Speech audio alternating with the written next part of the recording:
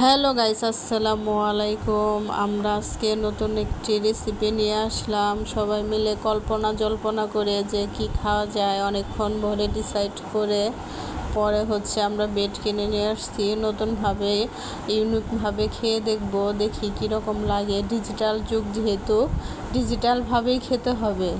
তো আমরা বেডগুলো নিয়ে একটু তেলে ফ্রাই করে নিতেছি। এরপরে দেখেন কি করি। আস্তে আস্তে সবাই মিলে অনেক কল্পনা জল্পনায় আছি, কীরকম লাগবে, টেস্টটা কীরকম হবে সেই চিন্তা ভাবনায় আছি। একজনে এক বাড়তি, একজন ভিডিও করছে, একজন ভাসতেছে, একজন দেখতেছে, আরেকজন হাসতেছে।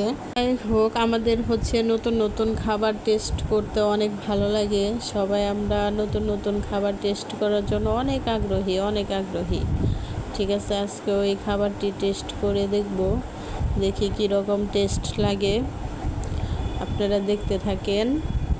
যখন আমরা ভিডিও বানাই একজনে অনেক মজা করি, হাসি তামাশা, ঠিক আছে, সব কিছু মিলে আসলে ভিডিওর পিছনে, বেস খোলার পিছনে টাকা ইনকাম তো নয়, অনেক মজা হাসি ফুর্তি সব কিছু মিলে আমাদের দিনগুলো বেশ ভালোই কাটে, ভালো লাগে।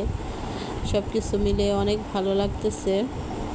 তো ভিডিও বানাইতে অনেক ভালো লাগে, শুধু ভালো না, অনেক ভালো লাগে।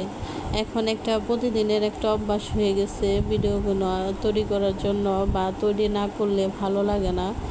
আর ভিডিওগুলো তৈরি করতেও ভালো লাগে, আপনাদের মাঝে দেখাইতেও ভালো লাগে। তো আমরা এগুলো আগে দুধটা জাল করে প্রসেস করে রেখেছিলাম ঠান্ডা হওয়ার জন্য। আর ঠান্ডা হওয়ার পরে এতে আমরা দিয়ে নিলাম হালকা চিনি দিয়ে একটু দুধ চাল দিয়ে নিয়েছি। আর এটি এখন পরিবেশন করে নিব। তারপরে একটু পরে ট্রাই করব এটা টেস্টটা কীরকম। আর এটা পরিবেশন করে হালকা একটু নরমালি ফ্রিজে রাখবেন। ফ্রিজে রাখলে একটু ঠান্ডা ঠান্ডা হলে খুব টেস্ট লাগে। হয়তো খাবার পরে বুঝবো। ফাইনাল লুক, আমাদের রেসিপিটা তৈরি হয়ে গেছে। না, দেখতে অনেক জোস, ইয়ামি লাগতেছে, অনেক সুন্দর লাগতেছে, খাইতেও অনেক টেস্ট হবে।